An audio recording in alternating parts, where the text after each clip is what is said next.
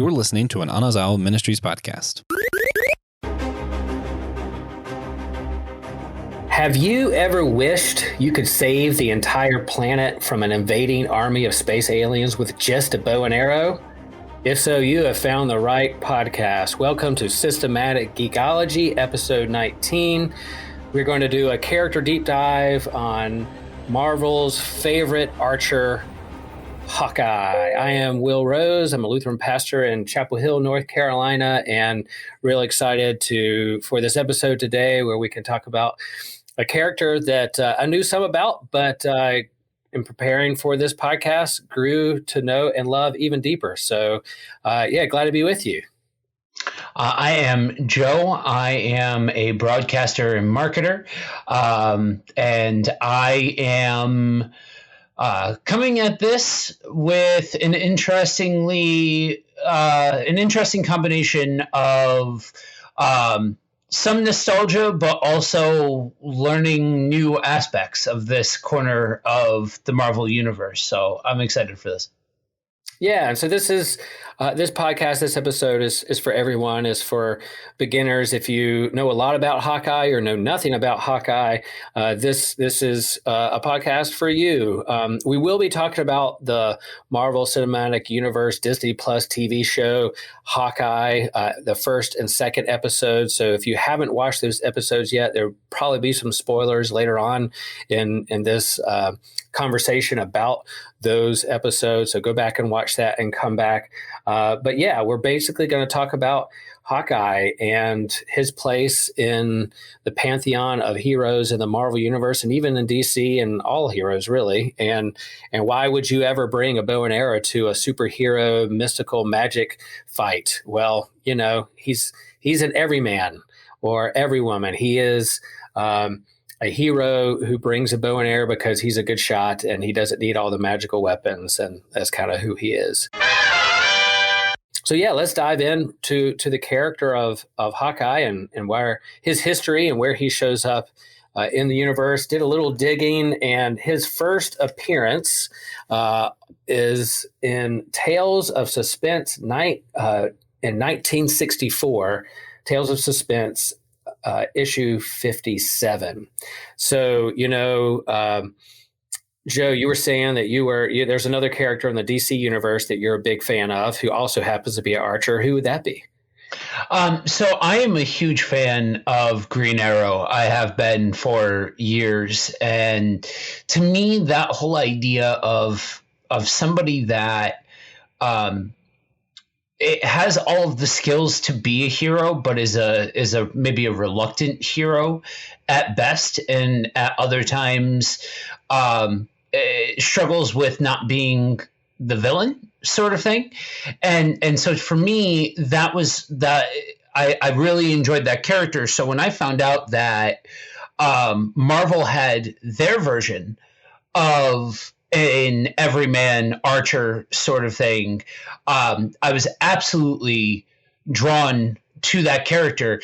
But for me, it's funny. I look back on how my opinions have changed and things like that. And I remember being a kid and seeing Hawkeye for the first time. And I'm like, why is this guy wearing purple with a weird thing on his face, totally ignoring that the other one is in like lime green? You know what I mean? Like, not that's not weird, but purple, that's a bridge too far. Says with a feather in his cap, right? Yeah, exactly. Says the guy with the purple beard. So there's that. And so Marvel, we're like, hey, we need an archer too. So why don't we create one? So they created Hawkeye on that Tales of Suspense, and then he joined the Avengers in Avengers number 16 in 1965, a year later. So DC had their Arrow guy. Here comes Hawkeye, who is their Arrow guy. But yeah, he has this crazy outfit because he's from the circus. His background is that he was orphaned at 8 years old and fell into being a circus act and trained by this trick shot or sharpshooter called the swordsman. And so he was trained to be a sharpshooter. So he's used to being kind of circus clothes in a circus act, entertaining everyone with how good he is with a bow and arrow or any kind of object that can be used as kind of a target or sharpshooter. Right. You look at some of the mainstays that in 2021, almost 2022, it's hard to think back or even realize that some of these mainstays have their own roots and have their own histories and origin points and things like that. Characters like Spider-Man, the Fantastic Four, but when you look back at at the history of these characters, people appreciated them. You take the Fantastic Four, for example. People appreciated them because you saw in those books family dynamics. It was like everyday family issues, but with superpowered individuals. Same thing with Spider-Man. There's a reason why so many people relate with Spider-Man as this kid, even though in the comics he hasn't been a kid in decades at this point. That because when these stories are first coming out, you have this true to heart coming of age story, and you have it's relatable, and that's something that Marvel, for as much grief as I give them, has been able to consistently provide very well for its listeners. If you want, or for its readers, you know what I mean? Like, yeah. I might not be out there, trying to be a vigilante or whatever, but I certainly understand that there are aspects of my personality, there are aspects of my skill set that could be used for the kingdom, for the glory of God, or specifically for very selfish gains, for monetary gains, for self advancement, I guess. And so I think on some level, some more than others can relate with this character that didn't start off mustache twirling. You know what I mean?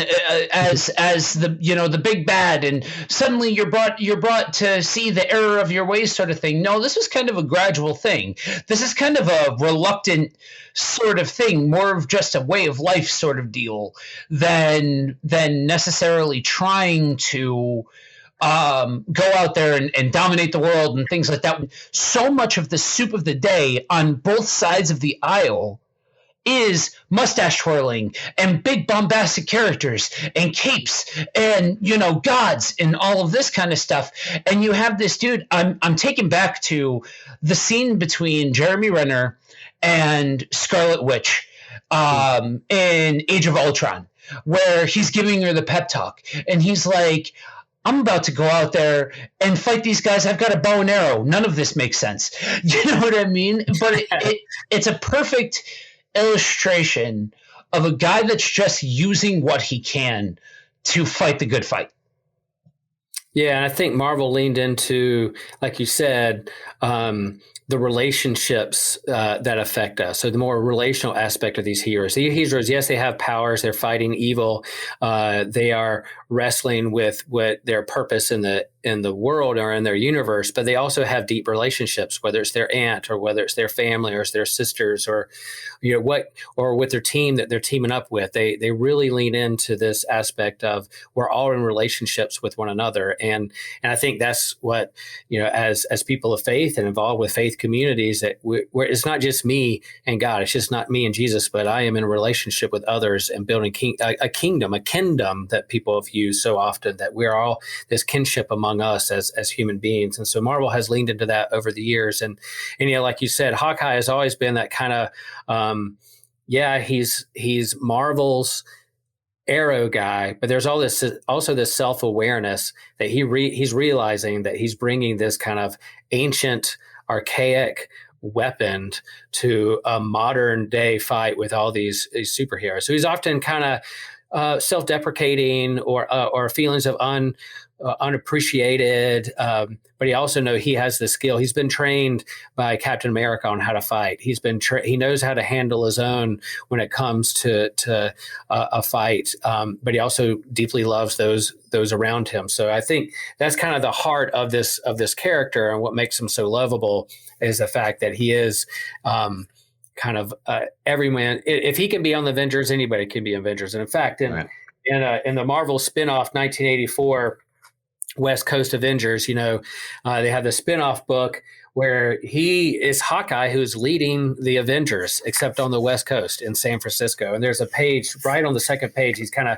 talking with Mockingbird, his wife, and they're kind of like, "Who, me? Why am I a part of the Avengers? Do I have the gifts or the ability or experience to do this?" And he goes, "Hey, if I can be Avenger, anyone can, right?" And he even almost breaks the fourth wall and looks past the panel at the reader.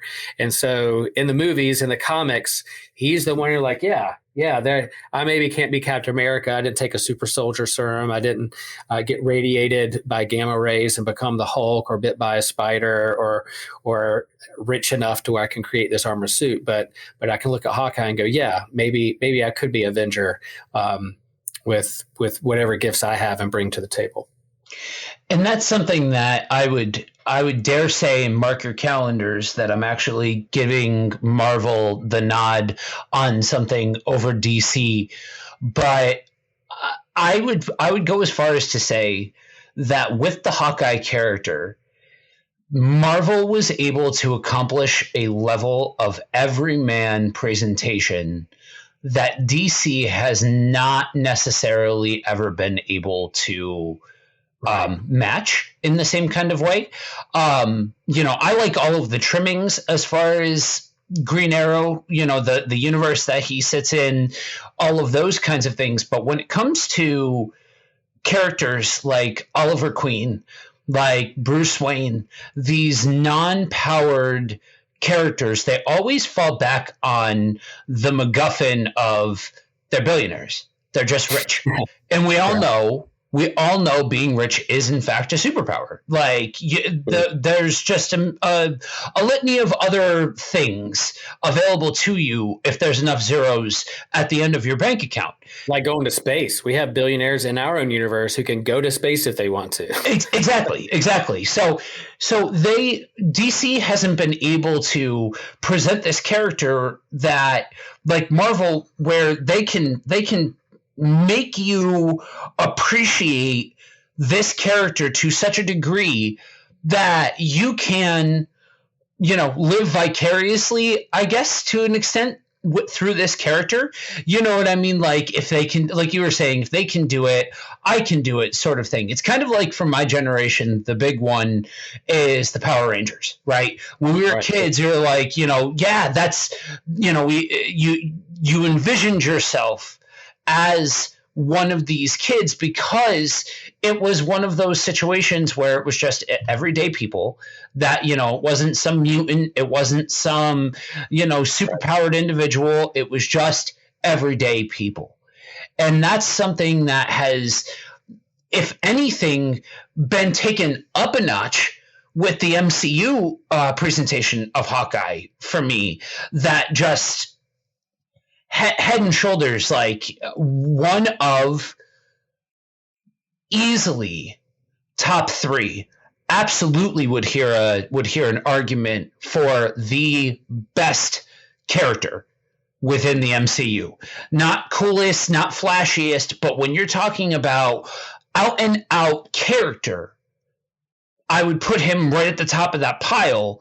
And I think a big part of that, like we're saying, is you looking back at just how rich the history is for this character, and how he's been everything from a villain to a leader, that there's just so much to pull from that makes you care. Right. And this is that call story, like you said, you alluded to it, the call story of of being called to something greater than myself, that they're part of these books. And that's part of scripture in the Bible as well, whether it's Moses or Peter or the prophets, others that feel like maybe they don't quite matter, just an everyday fisherman. Oh, wow, here comes this guy calling me to join on the team and be a part of something higher. The kingdom of God has come near, and this rabbi wants me to be a part of it. Wow, what do I have that can bring to the table and brings out the best in us to come and be a part of that? So that call story is a big part of these two.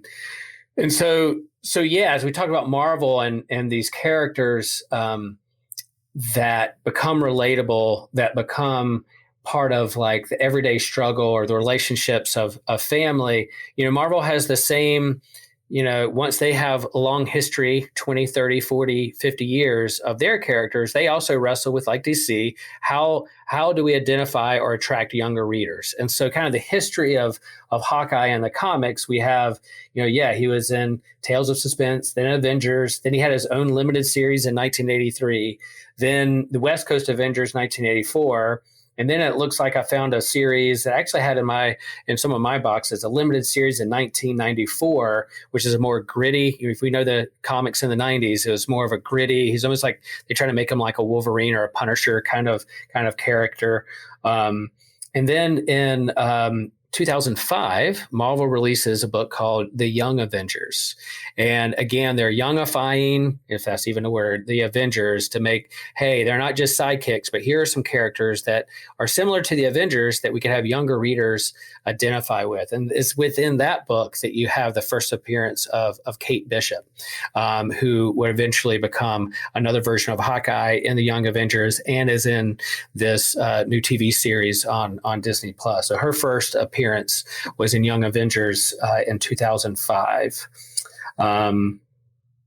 So yeah. I mean, I think we look at him and there are parts where he is an everyday guy with the arrow, but there's parts in the comics when he does have like a sky cycle. He flies around on this sky motorcycle and he has the trick arrows. He has the loud costume. How does he stand out in the midst of a lot of people who have a lot of big powers and big money? Well, they found ways to do this. He hasn't always had his own series over, throughout the years. He's come and gone with little series to kind of lean into it, but he's died a couple times and they brought him back a couple times, just like all heroes. But then his Marvel Cinematic Universe first appearance was in the first Thor movie. And so you have S.H.I.E.L.D. surrounding this hammer that's in the ground, and they're like, someone's coming to get it. What is this thing? And the first time we see Hawkeye in the MCU is he's perched up high, looking down, ready to take out whoever gets near that hammer or is a threat to the universe or to S.H.I.E.L.D. or to the United States. Yeah. It's really something special when comic book creators can find that line between, I can put this character in bombastic situations that are with larger than life characters and they fit in and it makes sense and it's compelling, but can also create these storylines that have to do with raw human emotion and experience. I'm drawn to, you were going through the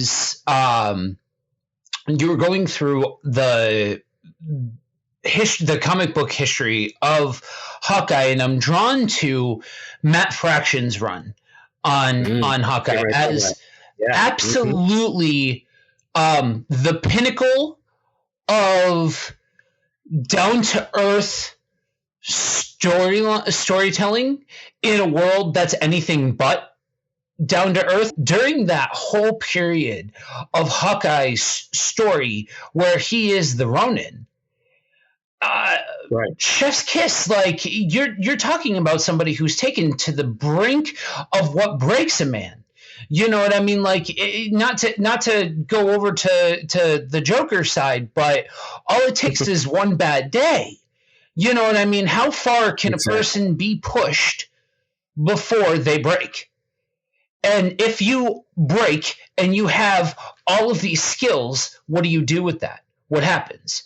You know what I mean? And I think that comics are at their best when they're willing to ask those questions, to push those boundaries, to be able to ask morally relevant questions of the reader and make the reader think, what if I was this guy who was pushed to a breaking point, and how would I react to that?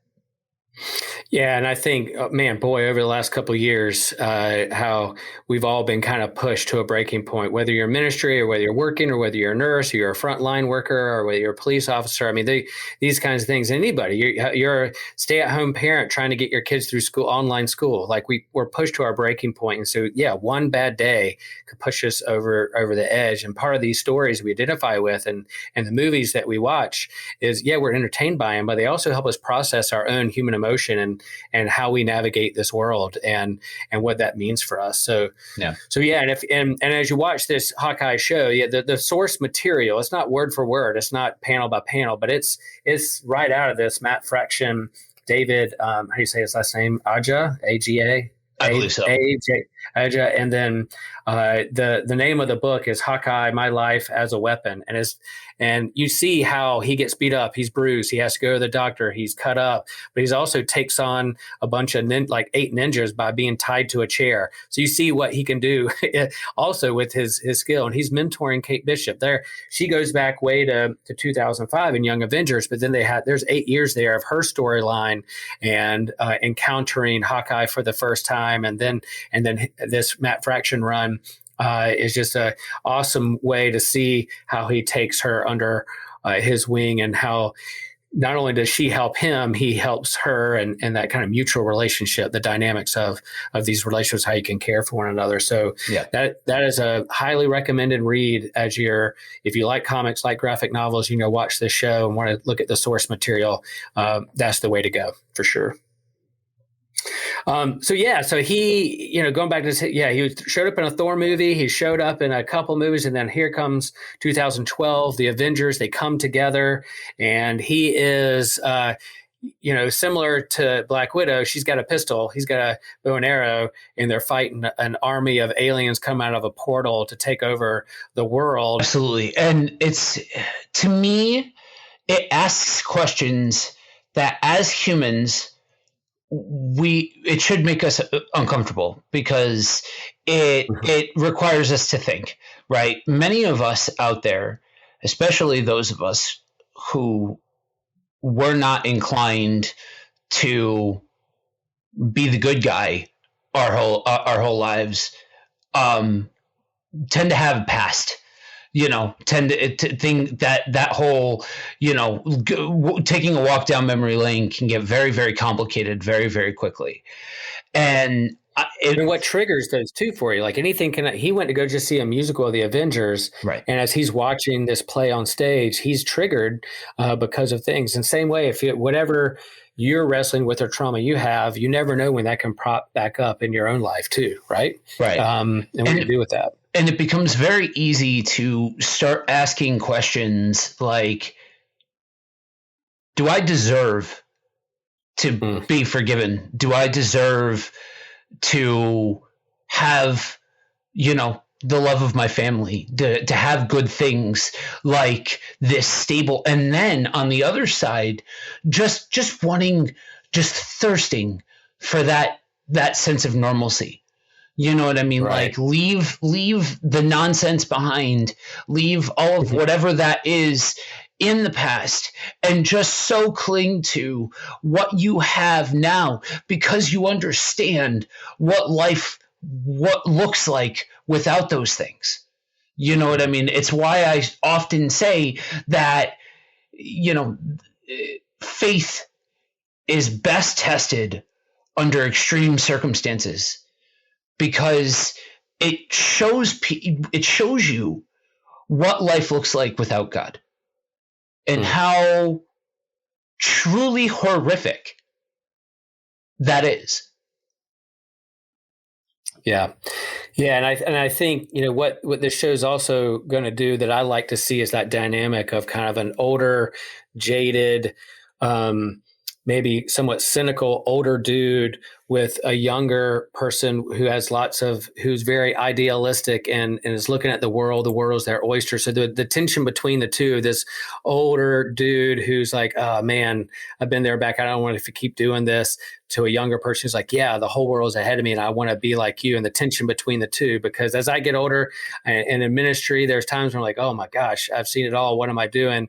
But then to see someone coming out of seminary and be like, they're just so ready to take on the world. You're like, yeah, I need that energy. Help me, infuse me with more idealism and what can be done in a world, or feed me with that hope that we had kind of longed for. So that dynamic between Clint and Kate will be fun to see how it plays out. Yeah, I made a joke to my wife when we were watching these that dynamic between the two very much reminded me of the last leg of my time in the restaurant business.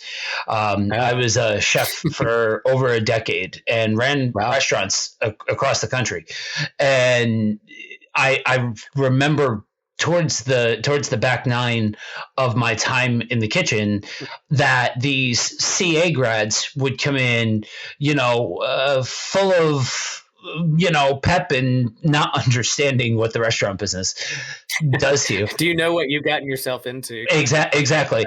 And you just you want to look at them like the grizzled old vet that doesn't want to, you know what I mean? Yeah. But and for me, that was exactly when I knew it was time for me to hang up the apron and leave the restaurant business behind. But yes, that is something that, I think it's, again, to go back to that whole relatability thing, I really think even with the most bombastic of characters, the best stories are told when they have an air of relatability to them.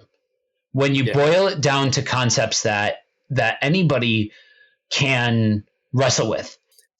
Yeah, so I got back got back into comics like the early 2000s and through. And so right when they kind of dismantled or disassembled the Avengers and then had new Avengers and then they had a young Avengers and then they rebooted Hawkeye, all these storylines were really kind of like, oh, wow, just diving real deep into these comics. So the character at the end of episode 2 is this character called Echo. Right. And she's a deaf Native American who has powers similar to that of Daredevil, where Daredevil, his senses are enhanced because he can't see.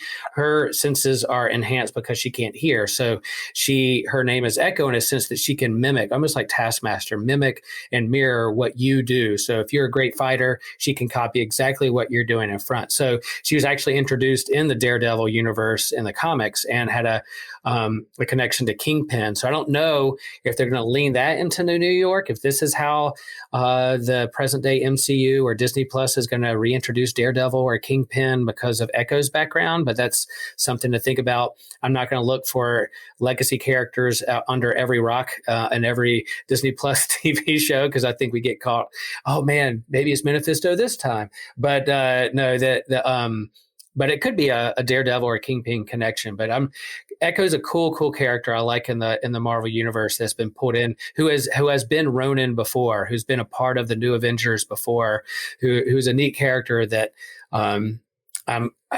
I can't wait to see what they do with her. She's definitely an anti-hero. She has a grit to her, at least the end of this, the second episode. So I don't know if they'll pull her in as kind of a quasi-hero or just keep her a villain or what. But that's got me, that last page reveal has got me, can't wait till Wednesday night to see what episode 3 going to happen to episode 3. Yeah, I'm low-key very much excited for, trying not to fall into the trap of, trying to guess what's coming down the pike sort of thing. I've been saying, especially with everything post Endgame, people just need to calm down when it comes to enjoy the ride. Enjoy the ride. Yeah. But seeing either or both Daredevil and Kingpin on, mix it up with the main characters, awesome, because both of those characters are very well done by the actors that portray them. So yeah, so we'll say that episodes 1 and 2 are fun. Our plan for Systematic Ecology is to do kind of a Patreon after show for episode 3, and then the following episodes. So we invite you to support us on Patreon. If you want those extra feeds, then join us on Patreon, and then we'll put out those extra shows and after shows where we discuss the TV shows as they come out in the weeks ahead. We have at least right up to Christmas. We got 4 more episodes and 4 more weeks, and so we'll see how this unfolds and how it ties to the whole universe. Yeah, absolutely. Well, let's pull on some scripture.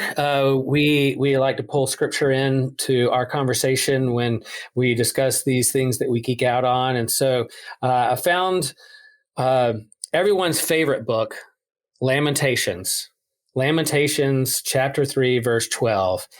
God bent God's bow and set me as a target for the arrow.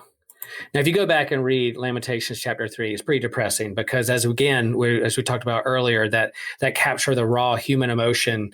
Lamentations, all joking aside, is a book that gives a voice to our feelings and frustrations that the world is against us, and sometimes we feel that God is against us, that God is making us a target of some divine wrath. And so, this person, whoever authored Lamentations, is really shaking their fist at God and praying with raw human emotion.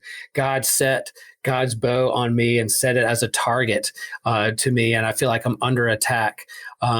And we've all felt that way before, that we're under attack by the world or even by God.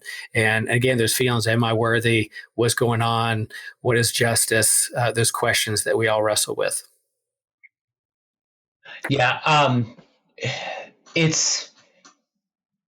think one of the biggest reasons why that particular section of the Bible is so thick to try and dive into is because you're talking about the honesty of emotion and the rawness of that and going there and all of those kinds of things. And so wrestling with these questions is healthy.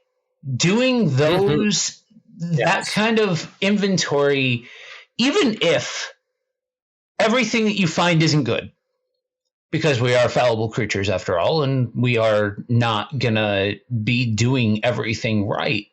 But just because we find things that make us ask questions and things like that, that doesn't necessarily make it a bad thing. That's a good thing, especially if it leads us to start asking questions about this whole thing. You know what I mean? I'm taken back to when I first got saved, and after some godly men in my life helped me away from some false gospels, like the prosperity gospel, things like that I had fallen into, and I was literally the perfect mark for. It left me with, okay, so I survived being sick, and now I've got this relationship. What next? You can't tell me that this is just 70, 80 years of slogging through garbage in order to get to the good stuff afterwards. And that forces you to ask questions, to poke and to prod.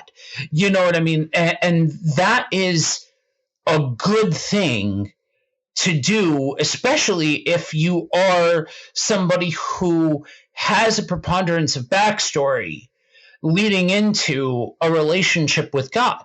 You know what I mean? Like, there's a lot of other stuff there that, as it doesn't matter where you move to, it doesn't matter what if you change your location, if you change your occupation, if you get married or if you don't, if you cross that threshold from non-believer to kingdom citizen, then you've got to unpack those things with God. And that's uncomfortable, and that's hard, and that's especially if it's some of the more extreme examples of how that can go and things like that. So it's if being able to say that you can relate in a way with these kinds of feelings that are contained in this portion, the feelings that are portrayed in this portion of scripture, understand that that just means that you are human. These were humans that wrote this, divinely inspired, but humans that wrote this. And so the through line tracks that this is just humanity. This is a byproduct of being people, being creatures that are inclined to serve self and thus sin. Right, and the mark of a deep, authentic relationship is being able to be honest with what we're truly feeling. And I think Lamentations is one of those books where they're being brutally honest with their God of what they're feeling, what they're going through, and the raw human emotion that goes with it. And we're talking about bow and arrows and targets. Often I've heard that sin is just missing the mark. Humans, no matter how accurate we feel like we are with the bow and arrow or darts or cornhole or whatever you're doing, we're not perfect. We're not going to have a hole in one every time. We're not going to hit the bullseye every time. Sin is just missing the mark, and we miss the mark. Humans have a knack of turning tools into weapons, and so it's not God who are doing these things. Destruction is us that turns tools into weapons against other people. Tools that are maybe used for hunting, to eat, to survive. We then turn on other people and other tribes to exploit them. So that's the mark of sin, is missing the mark and turning good human tools into weapons against one another. And I truly believe that God's true target for us is our heart, and God's arrows is mercy, love, and grace. It's not wrath, it's not judgment. It's love, mercy, and grace, and our hearts are the one that God goes after, and we're called to surrender to God in our lives. And our life is a lifelong process of training and practicing and learning and growing in community with one another on how to love one another and how to love God that first loved us. Yeah, I think sometimes the misconception is that God takes joy in, taking care of sinners, I guess is a good way of putting it. Here's the gimmick, though. Right. There's a reason why God hasn't come back yet. Because we're not ready. And think about that for a second. Once he comes back, bam, done. Like the song and dance is over. Now it's time to pay the piper. Now it's time to, figure out make I'm gonna say make amends for everything that's happened so far. So you look at the state of humanity, and then the state of yourself, you realize that the only way that this makes sense for me, I just had a conversation with another Kingdom dude recently about this. The only way that this whole God thing makes sense to me is if you realize, wait a minute, it's not about the rules and the regulations. It's not about the traditions. It's not about the denominations. Sorry, Pastor. It's about the relationship. It's about kingdom. The kingdom is more than just heaven. The kingdom is here. The kingdom is now. There's a present tense to that. And that means that the wonderful news, fam, is that you can have an active participatory relationship with God. And that's what God wants. And so you realize that it's not about, if I've often joked that if you are focused on hell when you're talking about Jesus, then your perspective is off, because you're talking about the greatest thing that's ever happened to mankind versus the punishment of our own creation in a way. And that's the hell is a whole other conversation. I don't want to leave it in shorthand because what I just said isn't necessarily correct, but the original intention for hell was not a prison for sinners. It was not for a place for anybody that doesn't believe to go. That wasn't the initial, but as humans exercise their free will, you end up with what we have. And so that when you realize that, that whole wrath and judgment thing, yeah, that's a part of it. I'm not trying to play like it's not. There's judgment. There is wrath as a part of justice, but it's not like that's what God is trying for. God is trying to reconcile us to himself. He loves us so much that he has opened the door, that he has created the bridge for us to be able to reconcile this whole sin nature thing. Because otherwise, that's it. That's it as far as humanity goes. Because, we might not think that we're the worst thing in the world, but compare your rap sheet against what Jesus says, and you realize, man, that thing's a lot longer than I realized it was. Yeah, I have a good friend who says that if your God isn't as nice and as loving as Jesus, then you probably have the wrong God. So compare your God with how Jesus operated in the world, and there you go. And I agree. Like, traditions, denominations are merely tools to help us focus and practice our faith. And as we talked about humans taking tools and turning them into weapons against other people, humans have the knack of turning traditions and denominations as weapons against other people or distractions away and get in the way of our real relationship with God. So it's not traditions and denominations that are the means of salvation. Is God. These traditions and sacraments and expressions of the Christian tradition are merely tools to help us focus and wrap our heads and hearts around how much God loves us. And as humans do, we miss the mark and we turn them into weapons or ways to distract us or keep others out. And that's what Jesus came to save us from. So, and that's why we're doing communities like this, Systematic Geekology, where we can give people permission to geek out and gather in community and hold each other accountable to these things as well. Good stuff, Joe. And so as we wrap this up, again, we point you to our social media accounts and our website. If there's anything you want us to talk about or questions about Hawkeye, questions about that you want to explore in these other episodes, then let us know, and we'll dive into it. Joe, you got some recommendations of what people can dive into? Yeah, if not to be redundant, but if you are the type of person that relates with a grittier side of comics, one that's a little bit more grounded, then absolutely seek out Matt Fraction's run on Hawkeye. It is out of bounds. Like, it's some of the best storytelling that I've found when it comes to comics. It helps that is exactly the type of comic that I really dig.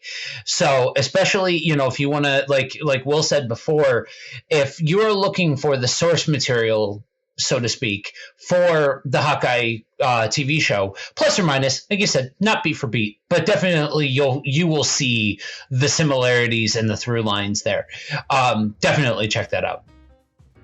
Yeah, now Fraction, he's not necessarily in Marvel Comics. He does some independent stuff now, but his first kind of team up with the artist that's on this, I'm going to butcher his name again, but David Aja, I think it's his name.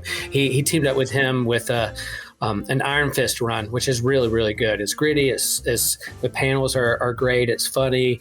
It's entertaining. It's exciting. So he first teamed up with that creator, with that artist for Iron Fist, and then they collaborated again with this run on Hawkeye, and they do some good storytelling with Clint and Kate Bishop. So that's my recommendation too. Find the source material, grab it. It's not a very thick or expensive graphic novel. You can probably find it wherever you buy books or a local comic book store, and it'll be a fun read. Yeah, for sure. All right, y'all. Until next time, peace. Let us know how you're doing and how we can keep this going in terms of the topics that you want to hear. And remember that you are a priesthood of the geeks. We're all in this together as God's chosen people.